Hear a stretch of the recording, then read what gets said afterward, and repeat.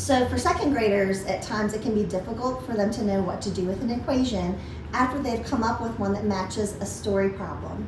So to close that gap, we're going to be working on how to identify what actually is missing so that they can make a determination of what strategy might be the easiest for them to solve.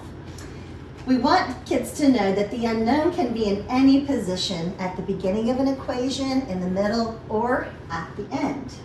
So for an example, we have this equation, minus 43 equals 27, and we have a couple of types of models here for that. If a student looks at the action, if we're adding or subtracting, that's going to help them determine what are the parts and what's the total. And in this equation, when we subtract, we know that the first amount, whether we know how much it is or not, is always going to be the largest amount, the total or the whole, the sum.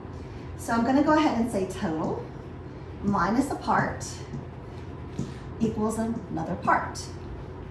So I'm going to model this using a part-whole model.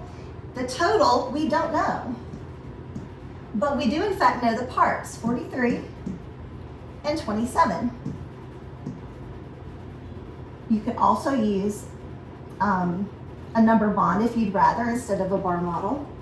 But basically when a student sees this and they realize, oh, I actually know two parts, I'm not really subtracting to solve, I'm actually going to add to find out what the total, which is missing.